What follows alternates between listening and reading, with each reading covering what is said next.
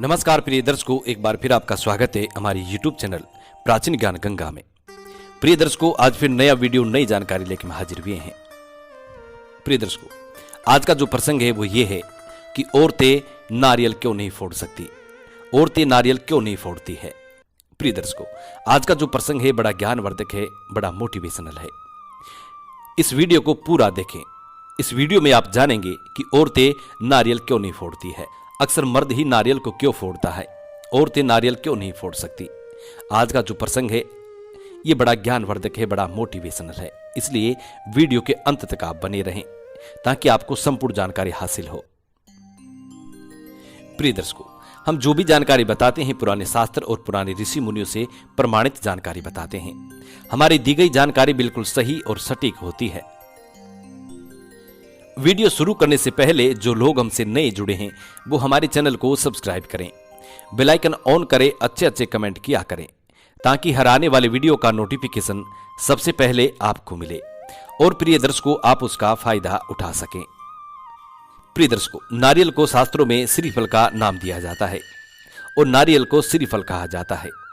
श्रीफल अर्थात श्री हरि विष्णु और मां पार्वती का प्रतीक। नारियल में तीनों देवता समाहित होते हैं, ब्रह्मा, विष्णु और महेश। तीनों देवों का संगम होता है नारियल के अंदर। नारियल को जब छीला जाता है तो उसमें 3 आंख निकलती हैं। इसको त्रिनेत्र के नाम से भी कहा जाता है। प्रिय दर्शकों, जब समुद्र मंथन हुआ और गौ माता का विकास हुआ, उन्हीं के साथ नारियल और कलश का भी विकास हुआ था। जब नारियल और कलश का विकास हुआ तो इसको श्री हरि ने अपने आप में समर्पित किया।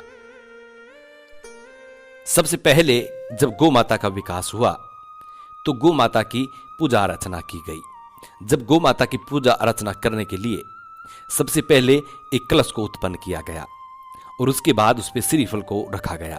कलश के ऊपर श्रीफल को रखने से कलश संपूर्ण होता है और कलश जो होता है हमारी सुख समृद्धि का प्रतीक होता है।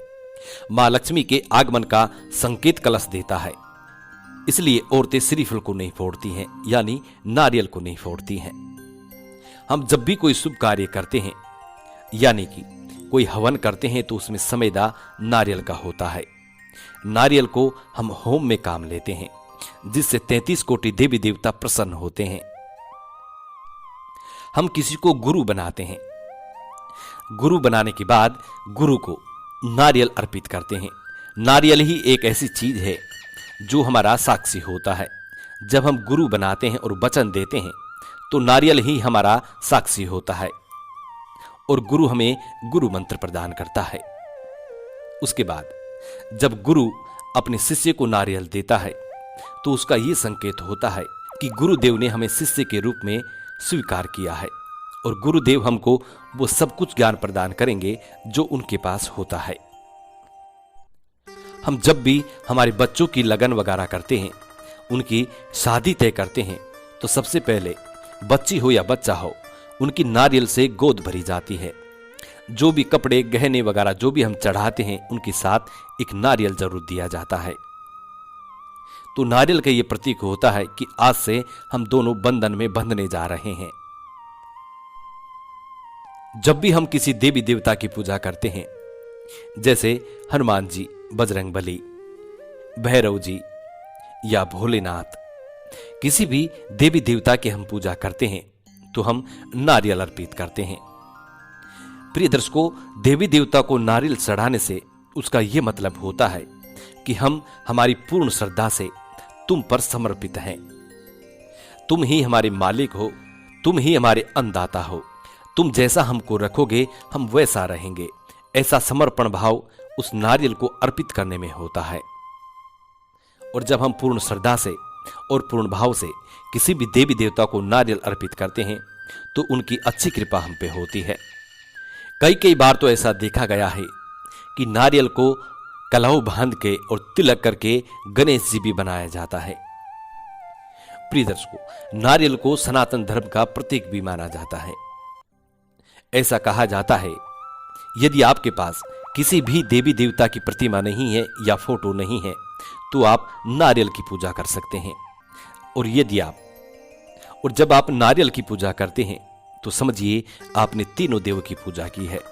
ब्रह्मा, विष्णु और महेश, तीनों देवों की आप पूजा संपन्न करते हैं। नारियल आयुर्वेद में भी काम आता है।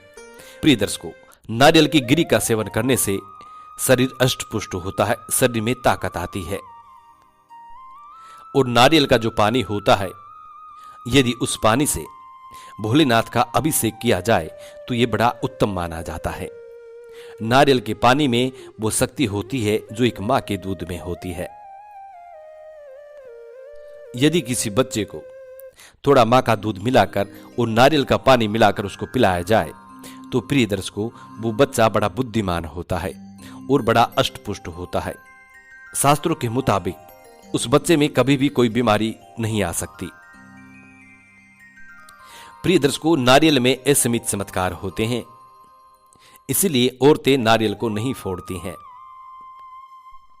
हम जब भी किसी एक दूसरे का सम्मान करते हैं तो उसके साथ कुछ वस्त्र और नारियल उसको प्रदान किया जाता है। नारियल किसी सम्मानित व्यक्ति को प्रदान करने का मतलब होता है कि हम अपनी सच्ची श्रद्धा से आपसे प्रेम करते हैं और ये हमारा प्रेम का प्रतीक है, इसलिए उनको सम्मान सहित नारियल प्रदान किया जाता है। प्रिय दर्शकों, ये थी नारियल की कुछ खास हकीकत बातें जो हमने इस वीडियो में आप सब लोगों के सामने उजागर की हैं। इसीलिए औरतें नारियल को नहीं फोड़ती हैं, अक्सर मर्द ही नारियल को फोड़ा करते हैं। और शास्त्रों के मुताबिक ऐसा कहा जाता कि जो औरत नारियल फोड़ती है, प्रिय दर्शकों, वो अपने कर्म को फोड़ती है।